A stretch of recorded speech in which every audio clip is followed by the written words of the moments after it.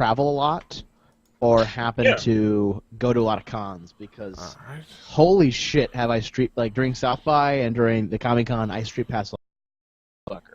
Yeah. All right, so we have started officially streaming. Oh shit. Oh, I should ask, can we curse on this podcast or not? Yes. Yes, I very do it all much the so. time. It's a very explicit tag. I just figured I'd ask. Anything that I'm on is going to be explicit because I don't know. I'm a sailor and I sail on the seas. No. I'm a lumberjack and I'm okay. I sleep all. I don't know, dude. Lumberjacks curse? I don't know if lumberjacks curse because I know sailors curse. Yes. Well, they put on women's clothing and hang around in bars. That they do. Yeah. Sailors? Sailors. No, lumberjacks. Oh, lumberjacks. I was gonna say, wait, hold on. Did I miss the I snuck reference? into the wrong class? What? Yes. What? Where are my pants? What? All right, we're gonna for sailors, but you're not just looking for any sailors. Hello, sailor. See, I was referring to a silly line, the only line I ever remember from Shenmue. Ah, okay. All right. All right, we're ready to get started. Rock on. All right. We're all ready. All right. We're down to one listener, or rather one viewer. He gave up. The other one just said, "Forget this. This is lame." Yes. All right. All right. Hallyujuku starting in 3, 2, 1. Buenos nachos, amigos. Welcome once again to Hallyujuku. I am PD Rave, your man with no plan. Here with me, as always, is none other than Brandon Cooper, aka King Kaz. How you doing, Kaz? I am doing exceptionally well. It has been a relatively slow week in the world of Asian pop culture, or I just didn't open my browser. One of those two things happened. I'm going to go with I didn't open my browser. Yes, I'm going to go with that too. One cool thing that is happening this week is that we have our first guest on Hallyujuku. We have none other than one of our best friends, one of the coolest people, one of the people that we admire, none other than Roberto Villegas. How are you doing, Roberto? Doing good. A bit tired. We just got through South by Southwest here in Austin, Texas, and I finally, I think, have kind of recovered from everything that the week brought, but so far, doing pretty good. Mm-hmm. Of course, you are with us because you're going to talk about Japan Night later on and a couple other things at South by Southwest, and we're going to get to that. But until then, you're going to be our uninitiated, uninformed observer for our podcast. But first of all, what we do every podcast, every episode, to initiate this show is we talk to each other about what we'll be listening to and what songs we want to talk about. And I thought I'd give you the first opportunity to talk about an artist you wanted to feature. I think from Japan Night, right? Sure. Yeah. She actually played last year's Japan Night, but came back this year as kind of her own sort of solo act sort of thing.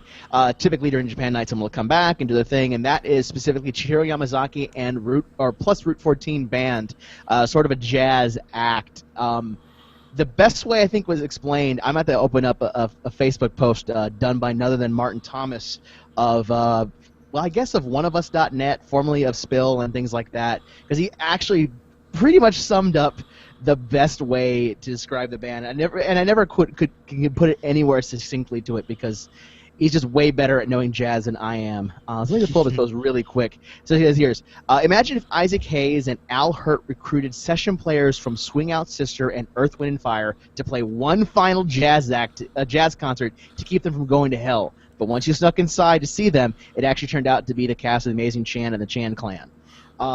It is awesome jazz. Rock and funk. It is was the bright shining star of last year's Japan Night, and it was something I did not want to miss when they came back. It is so worth a listen. It's not even funny. Yeah, I look forward to that. Some jazz. I like a good jazz. I don't get a chance to listen to it lately, but I like a good jazz. I like a good mix of styles in music. Kaz, what have you been listening to this week? It's rather funny that Roberto brought up Chiro, because one of the things I have been listening to that put this artist Chiro on my radar was Yoko Kanno and Yoko Kanno's band, the Seatbelts, and to kind of keep a theme for this week, I did all live performances, the YouTube videos will be all live performances, but the Seatbelts Tank, which is the theme to Cowboy Bebop, which is an amazing jazz song, and just so good, and Yoko Kanno is amazing when she does her jazz stuff, and this performance is just like a bring down the house performance of Tank that is really, really good. Yeah, really good. Tank is just a exceptionally good. Yeah, really fantastically good. And yeah, you gotta love this song. It's just a fantastic song. Every time you hear it right at the beginning of Cowboy Bebop, it just kind of gets you in a really good mood. But what else you got this week? I also put in a music core performance from Villegas 2 p.m. This was back in 2012, and it's their song "Tired of Waiting." I thought it's a okay performance. I really liked the song, and 2 p.m. They kind of are really built on their performances more than anything else. Put a relatively good with a really good song, and 2 p.m. and the girls go crazy. The girls go gaga. Yeah, gotta make them ladies happy. Yeah. 2 p.m. Yeah, 2 p.m. really rocks it with their performances and their like personas.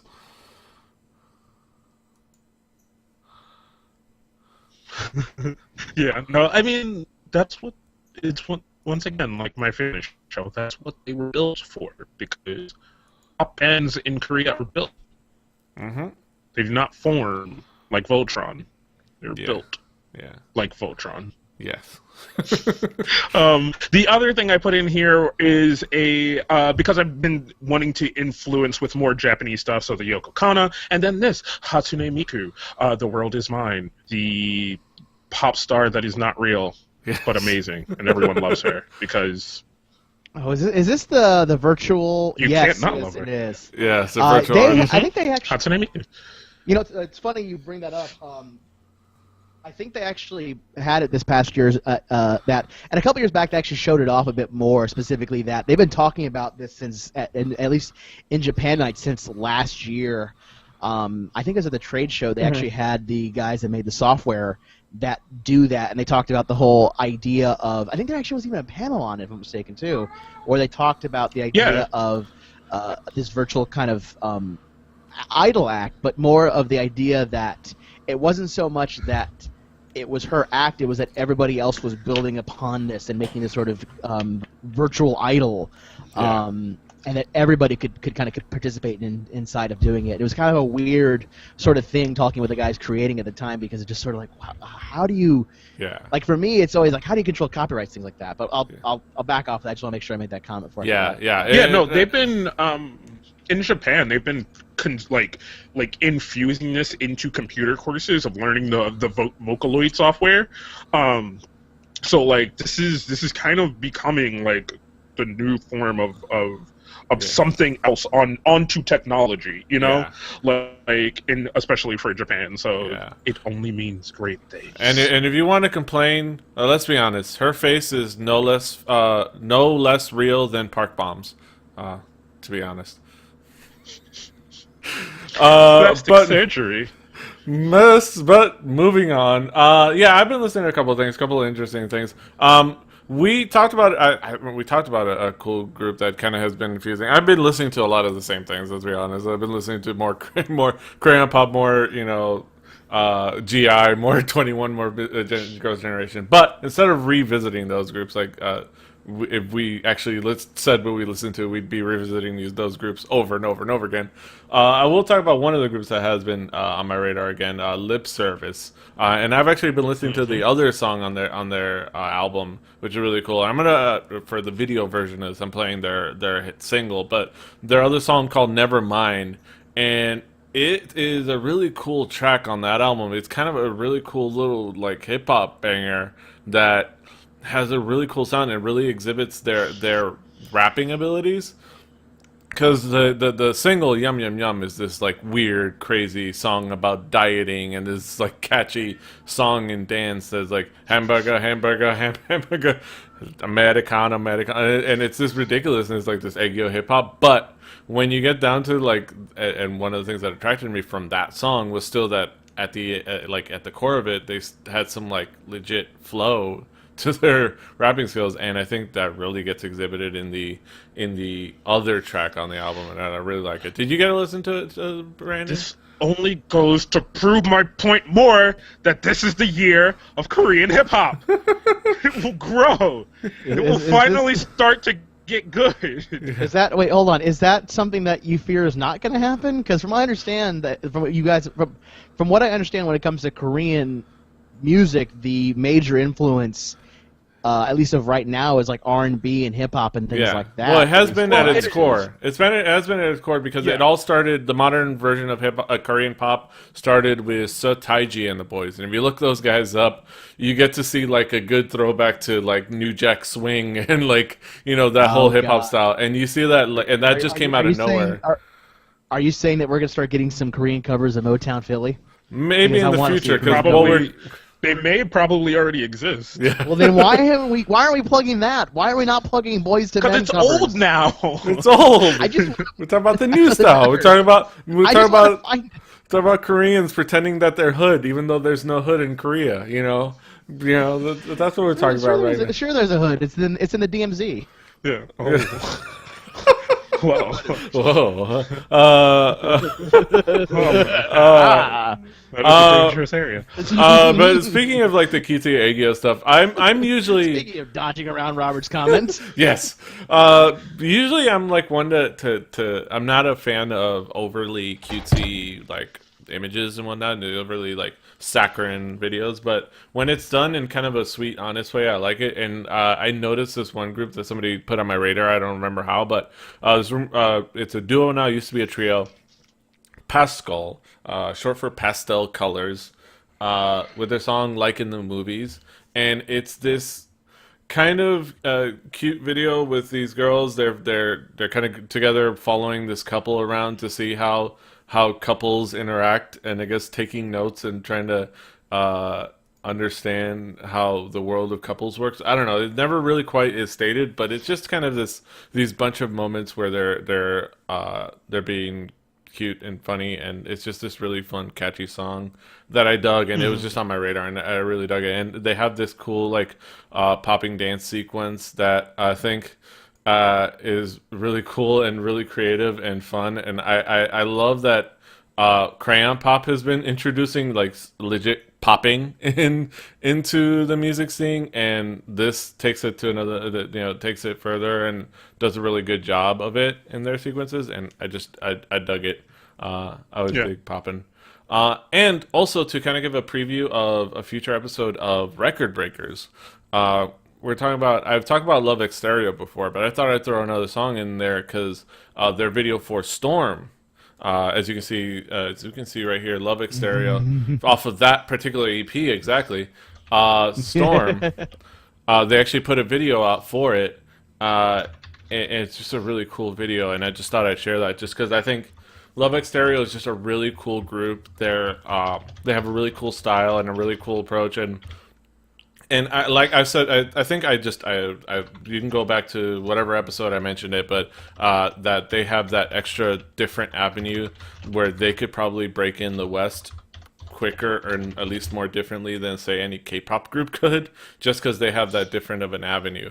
Instead of being this overproduced pop group, being this cool little indie group that can play clubs in the States, every week, because they're gonna tour the U.S. this year. They toured the U.S. last year. They're doing it on the regular. Like, you see this one K-pop group, they do 2 U.S. stops every 3 years. But this one, like the indie group, is doing several stops in the U.S. 2 years in a row. So I think they have a different enough avenue to really, I think, make it in the West. And I just thought that I think they're really cool. I've actually noticed that a lot about the indie Asian acts. They have a lot of better chance making it here. Like this past South by, we obviously did have Love Xterra here as well, along with some other indie acts from Japan and Korea included. And it's funny that, when we get more into the whole talk about Japan Night, it's funny for me and a lot of the Texas crowd, whenever those bands come, we tend to react better to a lot of the indier acts, a lot of the more underground stuff. Or at least I do personally. It might be just that. We'll get more into that as we kind of. Yeah, I think I think it ties into a couple of things. Like, it's different enough. Like I said, just like how baby metal is making it big nowadays and hitting huge. I think it's because Speaking of creative. baby metal, know they topped a Billboard chart. Yes. Really? Yes. Yes. And that's actually really cool. Like they topped the chart, and they're making it like. And I've seen people that are not part of chat room that are not that I didn't know would be, are not even into like J-pop or K-pop or anything East Asian, have posted the article of baby metal, and they're like, hey, look at these girls that making metal stuff. And like, oh, you know about them? Dude, you'd be surprised how many people know about baby metal. In fact, I had the honor of talking surprising. to. Well, no, I like you talk about like that. I had the actual luck and honor of kind of talking with one of the writers for Japan Times over there in Tokyo, kind of the English writers, and we had a J-pop idol act come this year, Star Marie, which is kind of very much an idol act and very much that kind of thing, and not really that. And we kept talking about it, and one of the names that came up is sort of there's apparently a movement of just like anti-idol kind of stuff going on, and kind of that clash of stuff in Japan. Yeah. At least because idol acts there's a dime a dozen, and one of the names that came up was baby metal. It was consistently baby metal as talked about when it came to like the clash of your stereotypical idol act and then something else kind of fitting in there. Yeah. So yeah, I'm not surprised that a lot of people know about baby metal. It's just it seems to work out better. Yeah. But yeah, it's just going to be really interesting to see the different acts. I think acts that are different enough making it big. But that's all for what we've been listening to. We're going to go into headlines right after this quick little stinger. All right. Let's give ourselves a mental break. Breathe for a second. Right, I'm going to open up some tabs for some things that I need to talk about. All right. Okay. Oh, I should pause. All right. This is cool. All right. KT music. That's cool. That's interesting. All right. Are you guys ready for headlines? I'm ready. All right. Headlines in 3, 2, 1. All right. Now we are here with our headlines. We're talking about a couple cool things. All right. So we've mentioned a few times Belgian, the really cool, I guess, independent group that features, again, Casper, a character that we've mentioned a few times. Well, independent label group thing. And we mentioned last week, that, no, a couple weeks ago, that SM invested in them and things like that. Well, just recently, they had actual showcase. I think a little while ago, but they actually uploaded like the whole thing, the video onto YouTube and all the performances. And I actually got to check that out. You got to check it out a little bit, right? Yeah, I poked around in it, and I kind of spotted out the performances more than anything else, like especially more than like just kind of the in-middle banter and things like that. So like, I poked around, I looked at it, and it was okay, but it was very much like, all right, we're kind of doing this thing, performance, Like, it was never, to me, it never really got that hype, for a hype hip-hop kind of group that they're present in their videos. For Play the Siren, because they started things off, and it's God bless her, Casper still doesn't know what to do with her hands. She was so kind of, she's such a cool kid, but fuck, she was kind of lazy on stage. Like, she was, I think, a little lost, maybe. I think she didn't quite know what to do with herself. I couldn't tell if it was between like, is this what I'm really doing, or deer in headlights? You know what I'm saying? Probably a little bit more of the latter. Yeah. Yeah. I'm hoping it was deer in headlights, because a lot of times she's just like, I don't.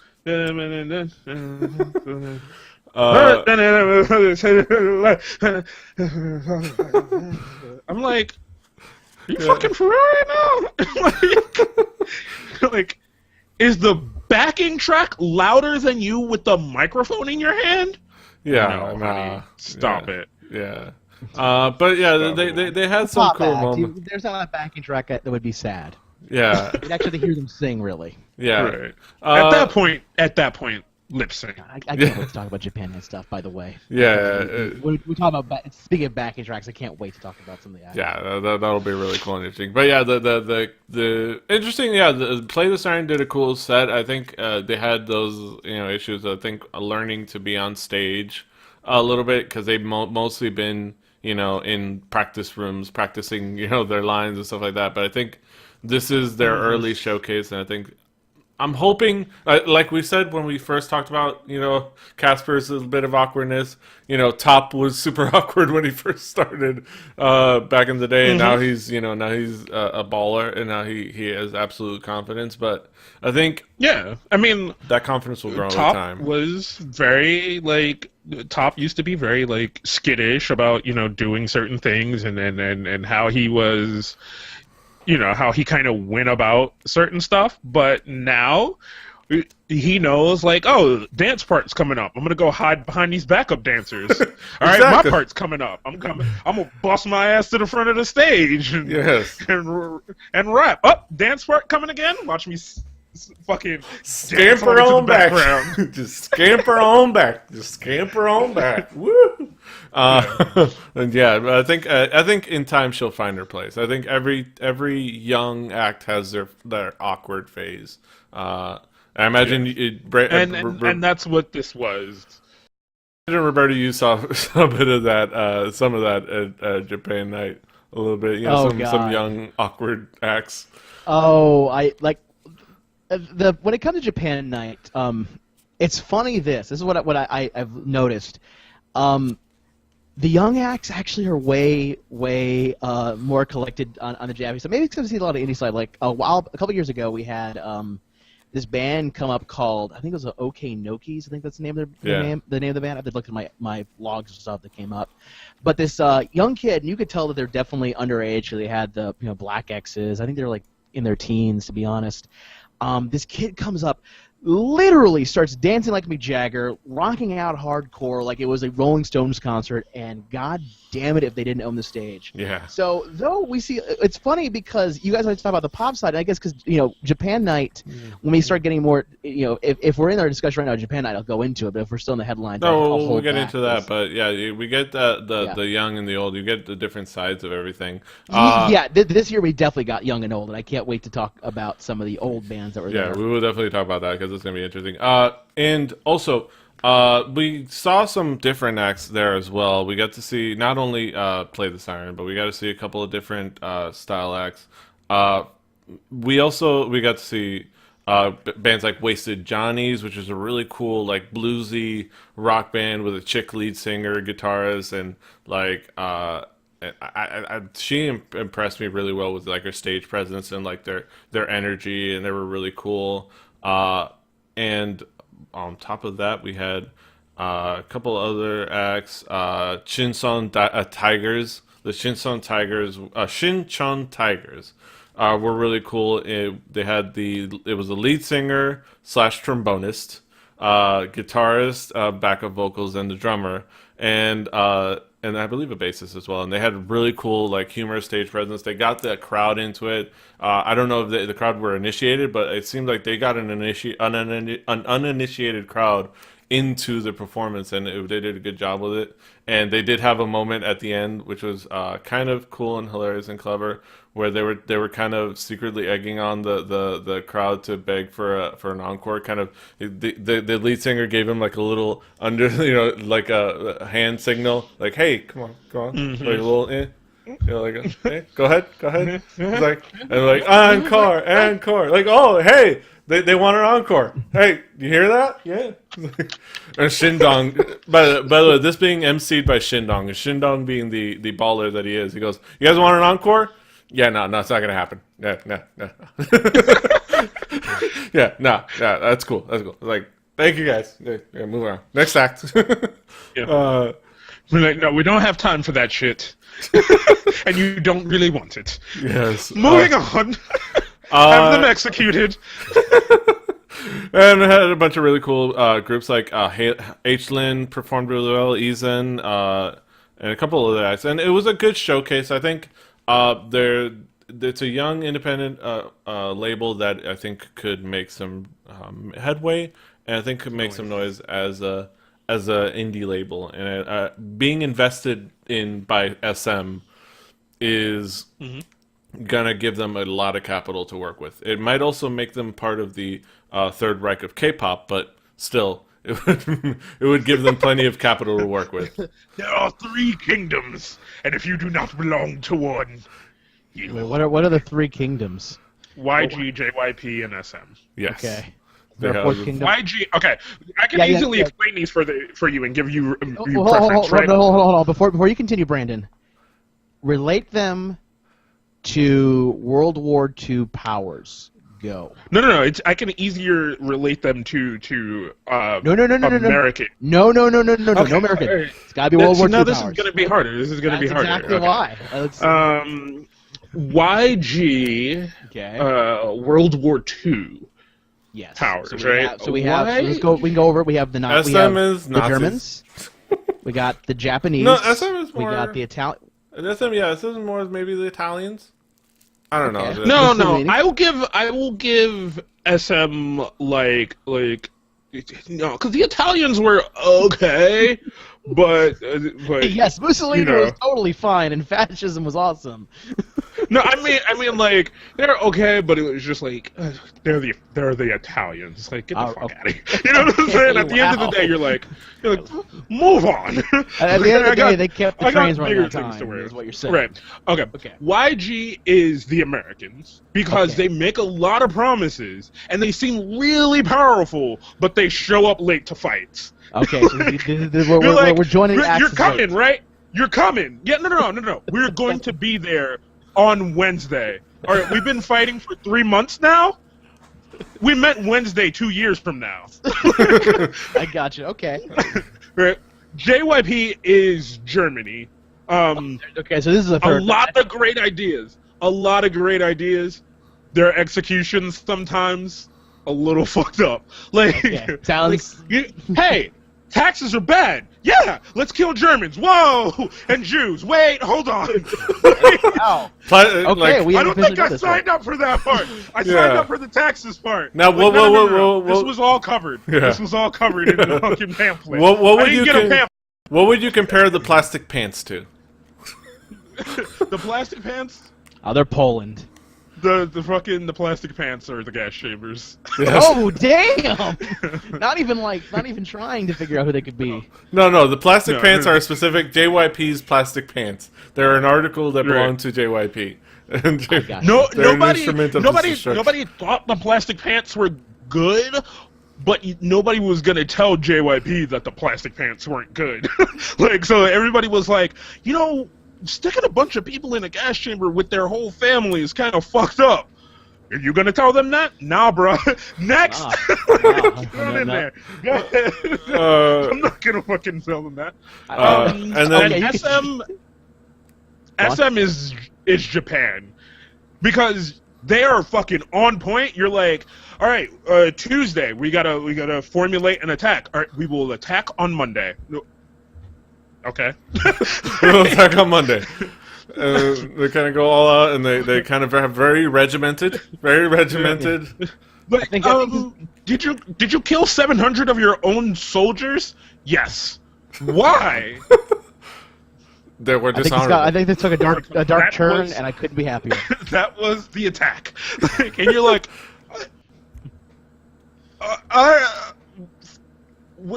you killed 700 of your own soldiers. We'll get more. Okay. You know what? I ain't gonna question it. Yeah. Hail the Emperor. Hail the Emperor. Yeah. Oh Honor the God. Emperor.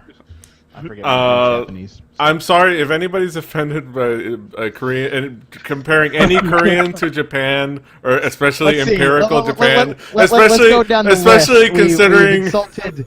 Well, Let's I go. think We've comparing any Korean to Japan, considering Japan systematically tried to destroy their culture, especially. No, let's go down the list of things we of how we offended people. 'Cause, We've like, called they the not only- hood of Korea. We've compared Korean bands to World War II powers and called one of them Nazis. No, the bigger insult was Have we thoroughly no, the offended the bigger insult was comparing one of them to empirical Japan. Like I said, they systematically tried to destroy their culture Look, and I'm gonna look, comfort look, women. This is not me saying like Japan is good or bad or anything like that. I think comparing the Nazis is far fucking worse. To the Koreans? To the Koreans? No, I understand But that. not to the Koreans. No. To the Koreans? I think that even would be the some bigger insult. I think some Koreans would say No, they gas wouldn't. chamber pants is pretty hardcore, guys. No, they would be more. I'm fairly certain. Considering they haven't- have a lower approval rating of the Prime Minister of Japan right now than they do of Kim Jong-un. Well, that's Yeah. because they're near him. He can actually hurt them. Yeah, no. He actually has You that. also He actually haven't can seen kill the plastic pants. Yes. I'm just saying. You haven't seen Let's dive away from this. You know, as if as a grenade going off, we roll for half damage. Yeah. The plastic pants are a sight to be seen. To say. Yeah. Yes. But moving on to less evil, more delightful news. Orange Caramel, in all of their glory, have released a new single. See, I have to admit, I'm not as familiar with Orange Caramel as I'd like to be, and that is a sad thing, because they seem to be a very fascinating, really cool group that I think really have a lot to offer musically. They're a very interesting group, very interesting musically, but and of course they're part of one of the biggest groups out there after school. But they released Catalana, which it has them pretending to be sushi and then eating themselves and then crying about it. Did you get a chance to check them out or check out the video?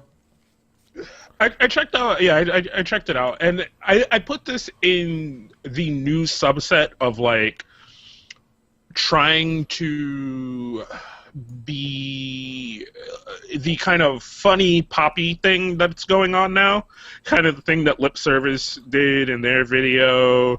I'm trying to think who else has kind of done the funny poppy thing. Like Girls' Generation has done it before, like, you know, but it seems to kind of be becoming a bigger thing to kind of be silly or whatever. And I wonder if it's kind of more for the YouTubeification since, you know, Gangnam Style and other things that were more silly poppy have become popular.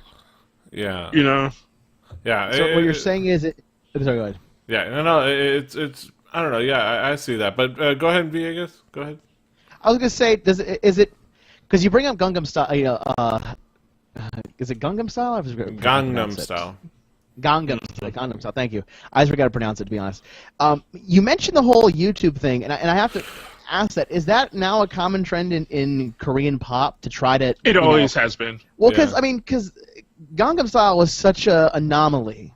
Like it truly was an anomaly in terms of a lot of Asian rock and a lot of Asian kind of music in general. Yes, there's always been that undertone within in Japanese culture when it comes to anime and things like that. But Gangnam Style like exploded into the mainstream somehow, and I wonder is it because, I mean, the music's good, don't get me wrong, the music, the beat was tight, the hook was great, it was a good song, people could dance to it, whatever. But I wonder if it was just more of an anomaly, and like that's pretty much all it's going to be. I don't know. Or is that- It's always going to be an attempt to if they can't make it in the West, it's at least to kind of get some YouTube views. Get some So word out there, and always the goal is mainly Asia at first, but yeah, get some views, get some word out. here's kind of the vision path that happens, right? And this also goes back to the big three that we just talked about. For when kind of the current scene of kind of Korean pop music got popular, it was kind of set by the trend of JYP and YG. YG took the stance of making their boy groups more centered around kind of what boy groups. Well, no, I mean JYP made their boy groups more centered around what boy groups here used to be, kind of very standard, like, oh, this boy is this boy is this boy is that. Whereas YG has this very hood rap kind of P Diddy bad boy appeal to it, right? So it's very like rap, and like some of the videos are really gritty and hard and hood and shit like that. Right. And they were the ones who used to get a lot of views. So now, when everybody makes kind of a boy sing rap group, it's made in the sense of YG. JYP then also followed this. They got really popular, stuff like this. Then a lot of the like kind of silly things started to get really popular and a lot of views on YouTube or whatever. So Partially Crayon Pop helped that with Ba Ba Ba and things like that. Yeah. Then bring in somebody like Psy, who's that's more his medium. YG artist. They set that up. They follow. They knock down. Boom. They get the hit. Also, this is already apparently. Yeah. Oh, okay, go ahead. Then you have other people kind of try to follow suit and making more funny, silly music videos with comedians, because in the more sense, Psy is considered a musical comedy act than and musical artist. You know. Mm-hmm. Okay. Mm-hmm. That didn't really resonate or whatever. The group Petey just mentioned, Crayon Pop, got a big giant hit with one of their videos of being very silly and outside of the like fun, cute positive girl silly. or super sexy girl. Like they just went really silly and things like that. And that's what they have continued to do. And their shit is on a rise outside of Korea now. So now you take all the other groups that are going to come, right? Well, and then there's two divergence for girl groups, right? You either go super hood because there is a girl in one group from FX, which is not on one of the big three. No, yeah, the SM. They're SM. Oh, okay. They're SM. So they are one of the big three. I forgot. You take this girl who is from America, mind you, and a Korean American. Chinese American, actually. Chinese American? Yep, Chinese American went to Korea. It's not uncommon because well, we can talk about how the system is different and better in Korea, and therefore it's better avenue. Very, very, very, very, very, very, very, very, very tomboyish, right? Very tomboyish. Along the lines of a lot of rumors, right? Yes. And she's really popular, you know? So now every girl group, a separate sect of girl groups have come out with all tomboys in their group or whatever. So then you have the other who follow the Crayon Pop idol of being really silly and goofy and doing ridiculous things in their videos and having comedians in their videos. Yeah. And now you start to see a lot of the faces that you saw in the like in the Gangnam Style video or in the other video me and PD talked about a couple of weeks ago that got a big hit for being another comedian doing a musical style video, you know, thing. Yeah. Yeah, and though to be fair, I think from what I've seen, Orange Caramel has always had this style of being kind of weird and quirky. But I think the fact that they came back now is off the heels of all that is probably not not accidental. And No.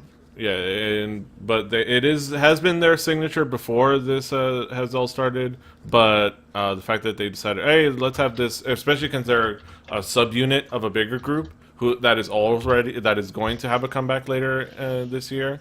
and is already planning theirs, the fact that they're coming out with this subunit specifically is probably not a coincidence, coming off of what we talked about before. But but like I said, it's a very interesting, cool video. I think it's fun. It's very disco-y, and I like that. It's a fun single, and apparently people are obsessed over them. I'm not as initiated, but apparently they're a huge thing. So all the best for Orange Caramel. But moving on, another comeback. We have our girls in 4 Minute. What we said, what I said, and let's be honest, the truth is the Destiny's Child to Hyuna's Beyonce. Speaking of Gangnam Style, Hyuna, the female lead in that music video, some of you may know her as featured right here as on the still that I'm showing on the video feed. Hyuna being, that girl that is famous for that, but 4 Minute being famous on their own as well as a group. They come back with "What You Doing Today," the new music video, and it's interesting. Did you get a chance? Because this dropped like today. Did you get a chance to check it out? I watched some of it on my phone, and then I watched the rest of it just now before we started recording, and I kind of put it along the lines of kind of being the silly pop thing that we were just talking about. Yeah. Because it has kind of a silly appeal to it, Yeah. It's a lot of focus on Hyuna in this video too. Oh yeah. God damn, if your reference that you made is not starting to formulate as the God word of you're just like, we know she popular, and we gonna make sure that you know she popular. Yeah. These other bitches at this point, it's just background dancers. Yeah. Yeah. Though they did have moments in and of themselves, the other gals, and especially Ji-yoon, I think. Again, I don't know any of the names. I think one of them is Bahyun and one of them is Ji-yoon, I think, something like that. She's sitting on the toilet rapping. Just sitting on the toilet, shorts around her ankles, just rapping with a bunch of background dancers huddled around the stall. And to the point where it seems like they would like, "Hey, Ji-yoon, we need to do your rap part." It's like, "Hold on, I have some bad burritos. I'm gonna be here for a while." It's like, "Are you gonna be there long? Like the deadline's up. We have to shoot it now." It's like, I don't know. Just come in here. I'll shoot it here." It's like, just shoot it here. It's like, all right, I remember a part. Like, but a bunch of random parts. You were about to say, Roberto. That sounds disturbingly Asian. Yes. That sound like I don't mean like this is not even saying anything bad about Japan and Korea. We have some fucked up things here in the United States as well. But what you just described sounds very, very like they have bathroom humor. They appreciate the bathroom humor. I think over there, and some QT. Yes, a lot more than necessarily here in the States. But that doesn't mean we in the States don't like a good fart joke either. Yeah, but it's still. I'll say probably short in a career. Yes. Yeah. And of course we're talking all about the video, and it's a crazy video. There's a lot of colors, a lot of craziness. There's a lot. Especially with Hyuna, she's got all of her cleavage all up in the screen sometimes because you know what, you have Hyuna, she's got those boobs, might as well do that. But at the end of the day, also the song is okay. That's the funny thing. It's like this crazy video, it's like all these visuals, and the song's kind of just okay. Like it's good. I jammed to it a little bit, but I don't know. It didn't blow me out of the water. Did you get a strong impression on the song itself? I love 4 Minute, and this song is good, and it's going into my rotation, and I want more 4 Minute. Which is funny because I have 4 Minute stuff, but I don't have any of Hyuna's solo stuff. Yeah. Also, I just thought of this. G-Dragon is, for all intents and purposes, the hottest rapper in I hate saying that in Korea at the moment, right? I think we're gonna have to put them together to complete this Beyonce thing. Yeah, we're gonna have to make a pairing. We're gonna have to make our own OTP.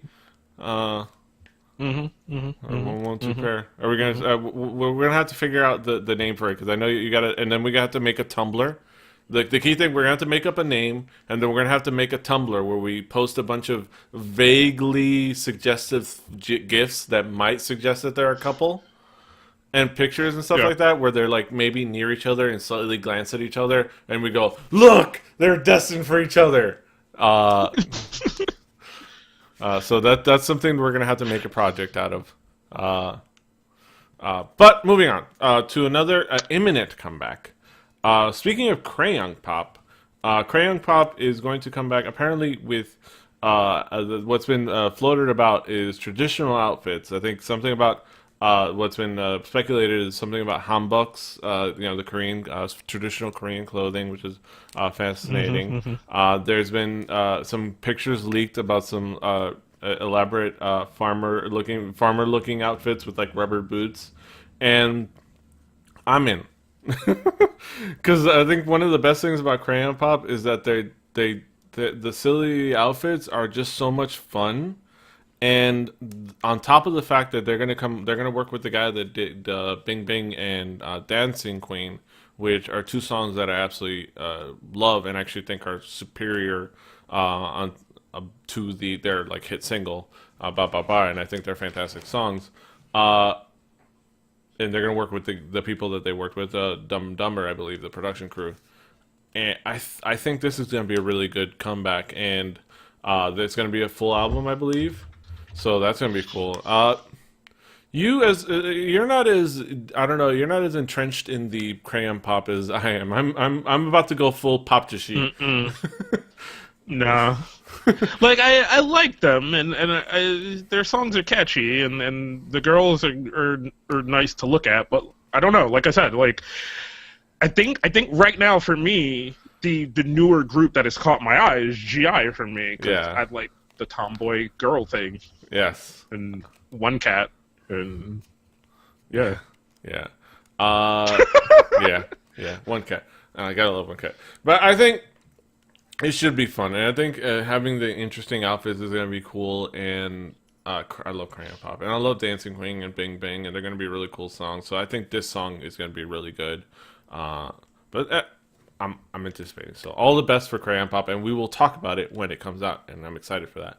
Alright, so last headline, this headline is more, I guess another one that is more related to me, though actually it could be related to you as well, Brandon.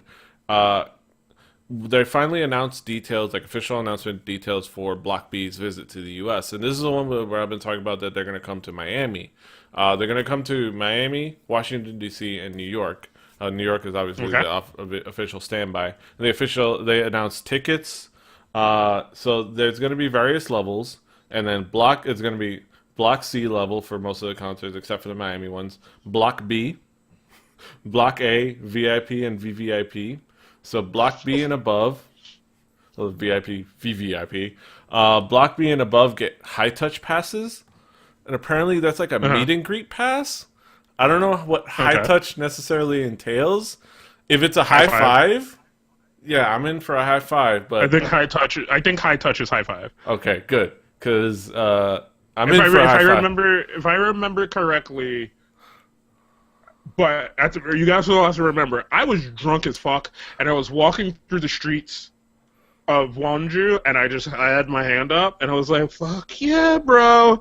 And I remember hearing high touch a lot, right? Did you look down and see if somebody was touching you? I'm not that tall. You sure there wasn't a little bit of a little cupping action going on then? No. I mean, they're handsome boys, but I don't know if I'm comfortable with any kind of other high touch. But high five, I'm in. Yeah. So as far as like ticket costs, apparently it's going to be $80 for like the base ticket, $110 for Block A, $170 for for VIP, $220 for VVIP. It's a little rich for my blood, possibly. Wait, VVIP. Which one gives you the high touch and the reach around? VVIP. I'm gonna say that. And by reach around, I think it's fan sign. You get something signed. Oh, well, that's nice. You get something signed, but This is gonna be cool. I think it's gonna be a cool showcase, and I think it's gonna be. They're a cool group. I don't know if I'm gonna go, and I just wanted to say I think this is going to be my plan. The tickets go on sale on the 22nd. On the March 22nd. So this Saturday. So they go on sale this Saturday. I get paid the following Friday. High touch, high fiving. I just had to look. Yes. I had to look. So I get paid on the following Friday. I don't think I'm gonna buy the ticket then. I think I'm gonna wait the 3 weeks to like the other paycheck, and if tickets aren't sold out then, I might pick up a ticket, Block B, and just to go see them, just to get that at least get that ticket bought. Because what I'm hoping for is just that the best thing for not necessarily for people that maybe miss out for me if I had really wanted to see it.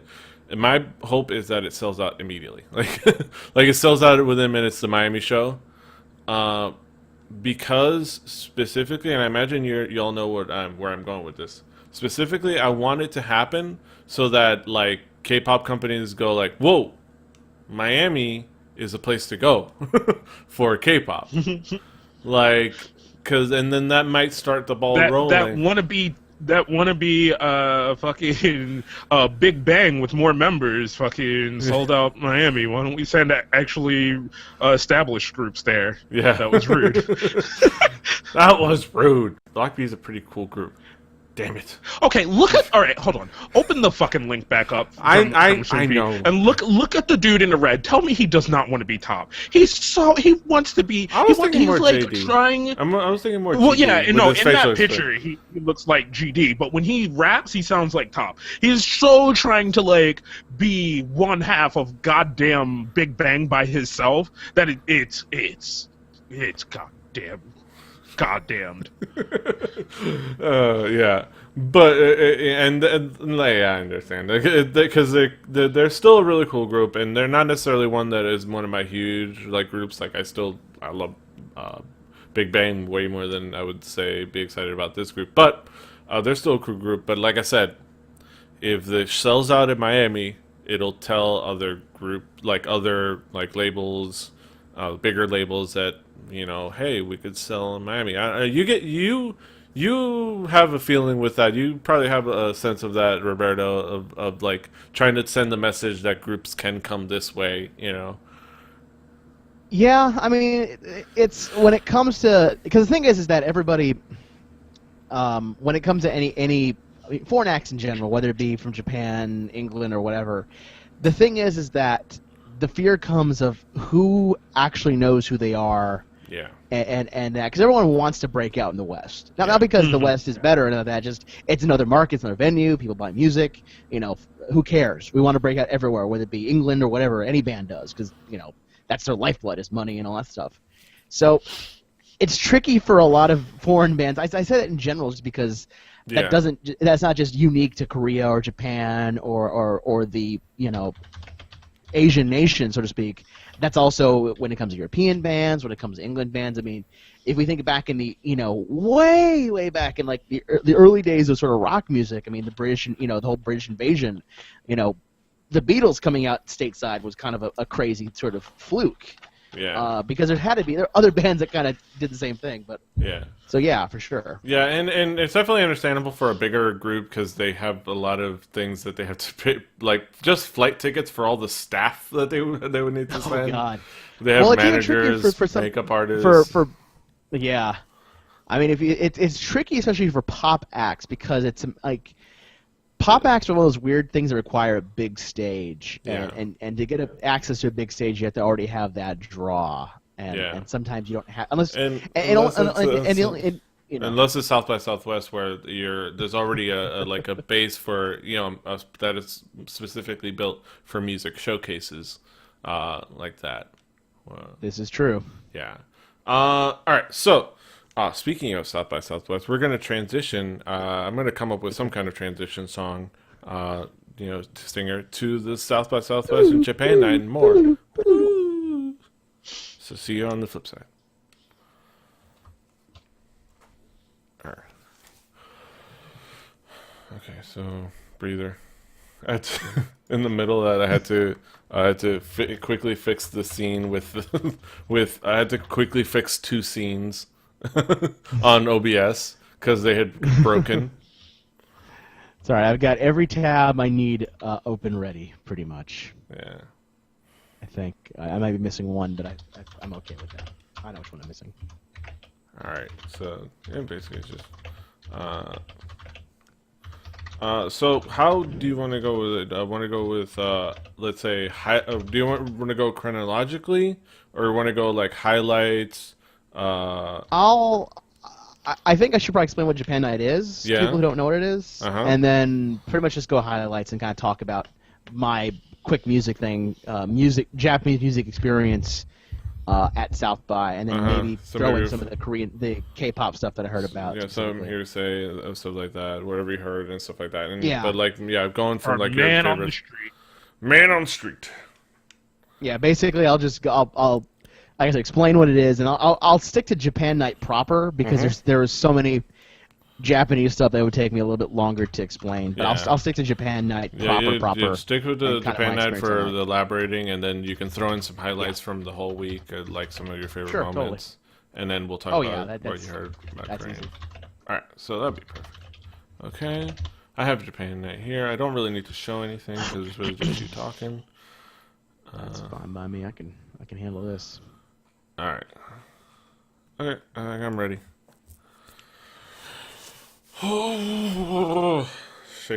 Shake myself loose.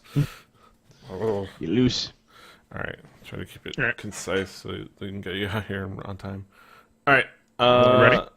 I'm ready. Okay, Japan Night in 3, 2, 1. All right, so, we are back. Welcome back. Yes. Yes. So this is the main reason Roberto has joined us tonight. You just invite me just to be color commentary and like bring offend an entire nation, a country, if you will. No, I can do that on my own. Okay. You've met me. That's true. Yeah, I'm talking to. So part of the main reason we brought Roberto here is because he was our official man on the street for South by Southwest Japan Night, and Roberto's gonna kind of take the reins a little bit, explain to us what South by Southwest is, explain to us what he saw. Well, not South by Southwest, but Japan Night like we got a long because if we explain South by Southwest, let me go back a few years into the past. Well, let's see here. I can 1994. So I can explain I can explain South by Southwest pretension. But moving on to Japan Night. It's pretense. I'll keep my South by Southwest, but to kind of explain what, for those who have no idea what Japan Night is, sort of explain. It kicked off actually back in 1996. It's hosted by Audrey of Ben 10 Records. Ben 10 Records, sort of a indie label there in Japan, and pretty much it's sort of a U.S. tour of the craziest bands out of Japan. And I say craziest bands because there have been, over the years, so many weird types of acts. One of the ones I referenced recently now was, I think a couple of years ago, we had a bluegrass band called Saito Johnny. So that already, in itself, a Japanese bluegrass group, is already weird. But the fact of the matter is, they then later on that night played a bluegrass cover of Daft Punk's One More Time. Yes. And god damn it if that wasn't the highlight of that year. Yeah. So Japan Night's is sort of weird, kind of macro, kind of fun sort of event that if you know about it, you go every year. If you don't know about it and you hear about it and you go that year, you go every year afterwards. Mm-hmm. It's hard to explain. It's mainly because that. But this year we had a couple of. For me, it was kind of a weird sort of thing since I saw all the bands both at Japan Night and other kind of events. I won't really go into detail the other events, but I can go at least the acts we had. This is the weirdest year for me because this is actually the first year we had an idol group. It's actually the first idol group to be on a South by Southwest event. Like a Japan Night. Star. Yeah. Well, just in general, they're the only act ever. It's Star Marie, and there are 3 girl J-pop idol group. Yeah. and they're a J-pop idol group. We're talking, you know what we're talking about earlier about backing tracks and things like that. Yeah. I would say the first idol group officially was FX last year, but yeah, Japan idol group. Yes. Let's just say this. It just was. How do I best explain it? God damn it! If it was like, okay, the younger Robert for sure would have been angry at this and J-pop, angry. The current Robert is at least accepting of it. Mm-hmm. But god damn it, if they didn't have like backing tracks, like we were talking about earlier about you, I think you mentioned Brandon, some other artist that was like barely singing over her backing track on her microphone. This is Star Marie to like a T. Like you'd hear like hints of them saying vocals, but then you hear the strong backing vocal of like, oh, they've got something else going on there. But it was a funny night. I mean, ultimately, anyone that was in that band got really into it. We did have an older Japanese gentleman doing all the idol dance moves and things like that. Oh, yeah. That's what they attract the uncle fans in Korea and Japan. The uncle fans are hilarious. But it was like, okay, like I said, you know what I'm talking about stereotypical. Yeah. Like if I say highlights of my night, like that show wouldn't have been as fun without that guy. Yeah. I'll be honest, because it would have been like, oh god, but that guy was like he was into it. Yeah, and when I can say, and it's a funny thing, we're talking about idols and backing tracks. The group that I love, that I talk about a lot, that I'm a fan of, just out of pure joy, Sunya Shide, aka Girls' Generation, they lip sync every freaking performance. Like they're just they lip sync every performance, and barely a few of them can sing. And a few of them can sing immensely, and they're amazing. Taeyeon is a fantastic voice. Jessica and Tiffany are fantastic voices. But yeah, they lip sync a lot. there was, like I said, there was so much. But anyways, let me go over the bands for Japan Night proper one. I already talked about Star Marie, the idol act. We then had Jungles from Red Bacteria Vacuum, sort of this weird punk act. I'm not the biggest fan of Red Bacteria Vacuum. It's hard for me to say that name. But the people love them. And they RBV has been past Japan Nights previously, and so them kind of coming back with their own sort of thing was kind of interesting. The next act was Mayu Wakasaki, which was very weird because, Japan Night always usually has some off-center kind of band. A couple years back, it was Omadaka, kind of with chiptunes, things like that. Prior to that, I mentioned I mentioned earlier at the beginning of the show, Chihiro Yamazaki and plus Route 14 band, the Jazz Act. This year we had this sort of weird, kind of very heartfelt, I don't know how to explain it, kind of somber music.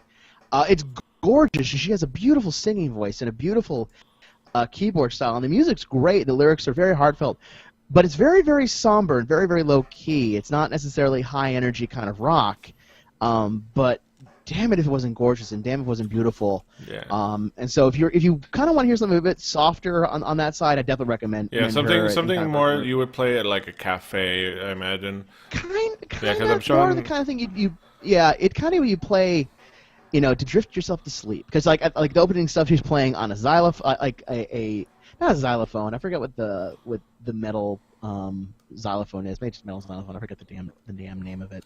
Instruments per se. Yeah. But anyways, she came in. We then had Happy, which is, I think the way it's described was like the Who inspired kind of things. It's something weird about the younger generation in Japan, at least the younger indie acts, because this isn't the first time I've had a younger act that reminds me of like rock from the 70s and things like that. But they definitely played a lot more rocking kind of sound. They definitely had keyboards. It felt very much your traditional kind of rock music, and they definitely own the crowd. From what I understand, they have, as at least at this point now, they haven't really premiered in Japan. They've kind of been in Japan and sort of been in the underground, but they haven't really premiered any full album, and actually made their push to the United States first. They're also really hard to Google. They are. I'll give you a link to them. I think it's like a band called Happy, or a band Happy on Twitter. Yeah. Let me see. But I'll look it up when I can. But it's happyofficial.com is where you go to pull up their site. Mm-hmm. And you can kind of look at their first singles and things like that, and get some of their video and profile there in glorious Japanese, if you can, of course, read it. We then happen to have, like we're talking about how the young and the old.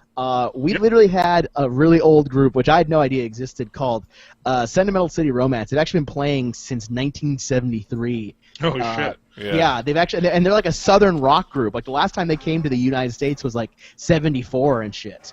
And they had a very much a if I were related to U.S. bands, like a Creedence Clearwater Revival kind of sound, very much southern rock and roll from that era. They certainly look like job. it. Yeah, they looked like it. They looked like awesome. I loved them. They were definitely fun. And they were one of the few bands that actually have, if you know anything about Japanese music, specifically buying Japanese CDs, they actually brought a real Japan CD, complete with that. And though I paid $15, if you can kind of look at the screen there, it's kind of hard to read, but it's about $30 in yen. Nice. And it comes from Sony Music Direct Japan Inc. So it was kind of a treat for them to bring it. So you could tell that they were, for lack of better words, a real band. Not saying that none of the other bands were, but it's very rare for anyone to bring a 2-disc set, let alone one from Sony Direct, let alone for $15 that matter. So it's kind of a interesting sort of mix. We then closed out the night with probably the weirdest act to describe, and that's Mother Coat. It's hard to describe them because they're like this electronica kind of stuff. Like it's almost as to kind of relate to other. It's hard to really pinpoint what genre they are. Yeah. But damn it if they weren't awesome. It's very weird. It's very strange, and it may take some people a little bit more time to get into. If they're not used to having kind of an electronic looping kind of action in there with guitars and keyboards and things like that mixed in, and some really heavy post-processing effects every so often. But if you're used to that kind of music and you're kind of used to that sort of industrial sound almost, but not like it's sort of industrial-esque, you'll dig them. I dug them a lot. I definitely dig the attaching the pop filter to your guitar rather than to the microphone, which is very interesting. It was strange. Japan Night. For me is a crapshoot. It could either be a really good year, really a mediocre year, or a totally awesome year. I tend to go in there blind with certain bands. This year, probably the weirdest part of it was the fact I got to listen to all the bands before Japan Night premiered. There were two kind of pre-Japan events.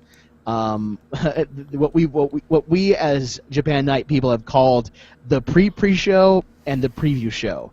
The first thing was the Meet Japan event, which is supposed to have been something entirely different, but turned into a pre-show for Japan Night. It had pretty much Happy was there, Star Marie was there. That was when I first saw them.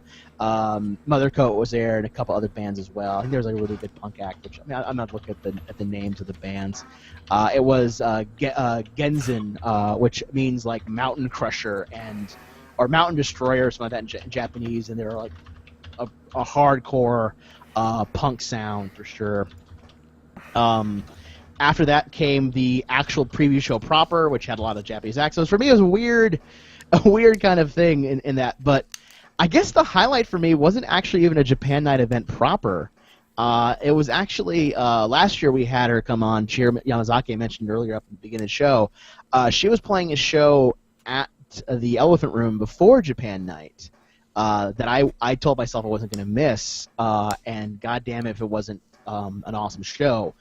So much so I actually brought my friend Martin Thomas, like I mentioned earlier, up kind of describing what he saw. It was actually the first time seeing the band. I knew he was going to like it. But he really loved it. It was sort of a really, really good jazz act to see. It was a very weird year for me because we had the clash of Star Marie, the very much traditional Japanese pop idol act, and following all the kind of tropes, mixed in a lot of this sort of weird indie stuff. And it felt weird because a lot of the people got into Star Marie for sure. But a lot of people who didn't get into them, you could tell that they were a lot like people got way more into the other acts from Japan Night. I'd say. Mm-hmm. I think I see the variety and I always love the variety of these showcase shows. Like anytime you can get this many like this one play crowd into one location, it's always cool to kind of see the diversity of those kind of things. What would be some of the highlights of some other highlights of the other variety shows, like the other random side shows? Oh God, this is gonna be tough. I mean, because the highlights it's tough because it's hard to say. Oh, the highlights of this. I would say the other highlights for me been the other highlight band for me probably was a Japanese act called Starbeam. They were, I think their tagline is that they're hardcore for the 21st century or something Yeah. like that. And they're, you can kind of tell if anyone like for me, the joke I always give is that if it's a punk act, I usually latch on them quicker than the other act. But they were this weird kind of like very much punk and hardcore punk at the same time. It was a good kind of blend of music, and you could tell they're very tight. Like it's to explain kind of the highlights for me. A lot of it is pretty much, almost what happens at the events. If I were to say, I would say it was the Circle Pit that formed during Gozen because there had never really been a pit event at Japan. We've never had a classic sort of old school punk band. Mm-hmm. We've had a lot of punk acts before, but never has a pit. And this was like the first kind of pit I saw at any Japanese event, and damn it, it wasn't fun. Yeah. But other kind of highlights, I would definitely say Happy was a surprise because I didn't necessarily know marketing. Yeah. But yeah, no, they definitely, they're definitely pretty tight. They definitely were pretty good at their act, and they knew exactly how to kind of control the stage. Yeah. And such. A lot of the Japanese bands this past year, I think, I know that they had earlier that week. Moment of silence at the Meet Japan there, the trade show for the whole tragedy that happened a couple years ago, the whole tsunami. But even at Japan Night, because we actually had a kind of a very disturbing thing happen at South by, sort of this weird accident where 2 people were killed by a certain driver, and you can look up all those details. Yeah. On other things, a lot of the Japanese acts had said that that they were playing in memory of them, kind of thing. It's sort of everyone says that in general, but some other kind of fun stuff. But overall, it was maybe not the best Japan Night year for sure, but definitely not a disappointing one. Yeah. And of course, for those who were like, oh man, I missed it, I can't get to Texas. Japan Night tours around the states. The next kind of screening is coming up. You can actually go to japan-nite.com.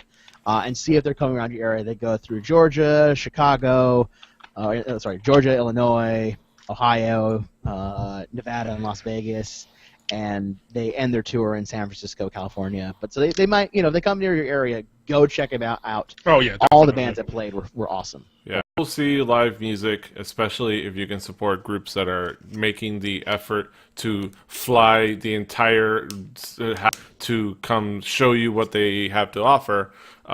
They put forth that effort. Go ahead and see if you can. So make sure to bring cash.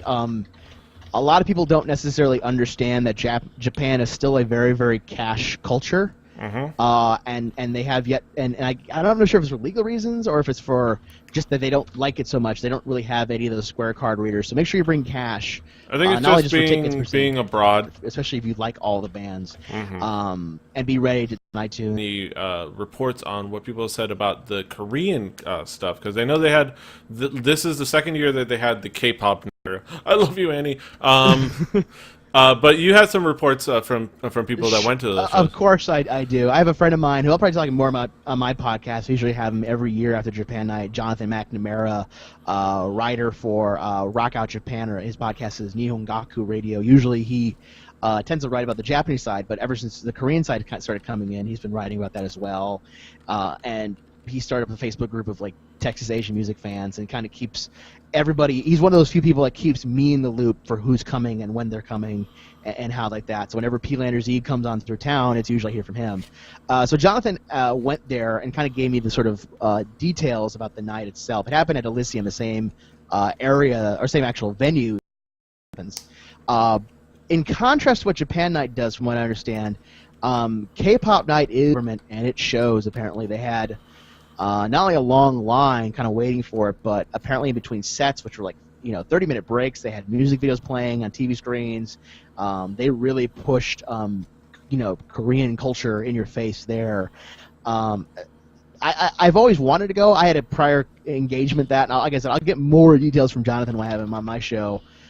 just because he'll give me kind of the rundown. But from what I understand, it was a big kind of spectacle night, versus Japan night, sort of less spectacle and more kind of. I heard, like I said, I heard all the bands were great for the indie night. Mainly because the tricky part about Japan, about the South by in general, you can never go to everything, ever. No. You can't. You have to understand that. And I feel bad because I really did want to go. Because even apparently during the P-Lander Z-Fest on Friday, like before Japan Night kicked off, apparently a Taiwanese like rock band was playing. Yeah. And there's been a whole slew of things coming on. Yeah. And that. But I did hear that the K-pop night, much like last year, did a phenomenal job. Yeah. It's relying on Hallyu, the Korean wave, to work their They supported a lot more than like a combination of music and DJs and like IT companies pitching things, but it just slowly turned into a almost just another show. Yeah. And you could tell it was because there's like free beer and things like that. It was a very weird feel. It wasn't exactly what I expected to be. Yeah. And I was kind of disappointed because I kind of wanted that sort of meet and greet kind of event that we haven't gotten in a while. Yeah. The Japanese side. But yeah, it's definitely interesting, and I'm looking forward because this time I didn't get to make it out to South by, though I'd been the last couple of weeks, last couple of years. I'd been mostly to Interactive, but I do plan, hopefully next time, to actually make a plan to actually expand my time there, and not just for the chat room stuff, but actually stick around for the music stuff and Japan night. So well, because I think you would probably dig, you would probably enjoy, like K-pop night would be wasted on me. Like I would go there saying, "Oh, okay, these are fun acts," and things like that. But you'd go saying, "Oh my God, it's these acts." I remember you told me beforehand, you're like, "Dude, if you can make it, try to go to these acts here because they're playing." Yeah. You'd ask me to, and I got a friend of mine to pick up the CDs for Yeah, Love Stereo. You were like really, you knew the bands coming down the Korean side, and I think that would have been a blast and a half night for you. Yeah, and I would say the Korean indie night, I think you would have dug really well. Oh, I probably would have, and like I said, I feel bad that I missed it. I literally had to go to a friend's show that night. Yeah. That I couldn't miss. But yeah, and if I missed it, yeah, and I know for sure I would have dug everything about Japan night. Like, and I'm about South by. So here's a quick lesson for all those who says line up early and you'll get in pretty much for those events, because even though if you're trying to get into a bigger acts, the smaller acts, though, it's very easy to get into. You just kind of have to know how to. Yeah, that's why I've gone the past couple of years. But I look forward to it because I'm going to try to make a plan to go out there next year for Japan night and for all the Korean stuff. I'm looking forward to that, and I will see you there next year, Roberto. But that's it for Hallyujuku. I think we had another fine episode. You had our first guest, Kaz. That's an exciting moment. Let's ask Roberto. What do you got to plug in your life? Oh, God. How about I just hit the main giant website, that being CosmicRadio.tv, my sort of weird federated podcast network thingy. Pretty much where all my content exists now, that being my so-called 8-Bit Life, Jump Point I do with Bryce Castillo on my gaming podcast, Retro Fun Time, and if all goes well, launching tomorrow, Cinematography, a podcast I'm starting to do with Brant Hughes on movies and things like that. So I guess that's the best way to promote everything I do is there. If you want to just sort of follow me personally, you can find me on Twitter at Vincent404, or just head to my kind of general contact page, rvegas.me. There you'll find sort of anything related to me, whether it be my Facebook profile, my Tumblr, things like that. Yeah, CosmicRadio.tv. Kaz, is the website done? Is the website done? It's there. There are links on it. I need to finalize some stuff, start getting some content on there, start putting things that belong in better places, add an about page, all that stuff. But if you go there now, itneedsmoredesk.com, we'll go to the site. It's still a temporary site, so it gives you a rudimentary login stupid thing that Squarespace does for now. But You can get links to Hallyujuku. You can get links to Shooting the Shit with Two Nerdy Black Guys. You can get links to the Twitch stream, which will also be getting a redesign as well. And then there will just be more to come. Mm-hmm. And of course, you can follow him at King Kaz everywhere on the internet, including About Me. You can follow me at PD Rave. I'm PD Rave everywhere. You can follow the show at Hallyujuku. The show's site is hallyujuku.com. If I know that's a hard site to remember, so I created also kpoppodcast.com. Share that with your friends. Share that with everybody. Check out all the episodes on the website. Rebelli.net for this and other shows, including Fanny Pack Wrestling Podcast and Record Breakers. Speaking of Record Breakers, this week is going to be an interesting Record Breakers because we're going to be talking about Lady Gaga and art pop. So we're going to have pop music this week on Record Breakers. Drew's mad. That's interesting. You'd be surprised. You bring up. You'd be surprised. Make sure. Let me recommend something for you. If you can try to find it, make sure to look at Lady Gaga's South by panel that she had. She had a couple keynotes. I've seen some highlights. There's some real. She actually has some really good comments. It's actually funny. I won't go into too much detail there, but I would recommend if you can reference that because it was kind of interesting. Definitely a lot of people went to that keynote. I know Allie did personally, Allie Spagnola. Yeah. And she loved it. Yeah. So that is all over the place. Check us out on iTunes, Stitcher, on YouTube now. You can check out our video. I'm going to start putting up video versions of the podcast. You can see this episode, and you can watch me create a scene in OBS live on there because I had to do it in the middle of the show while I was talking. Mm-hmm. So that's going to be interesting. But until next time, hasta los huevos. Annyeong. Fighting.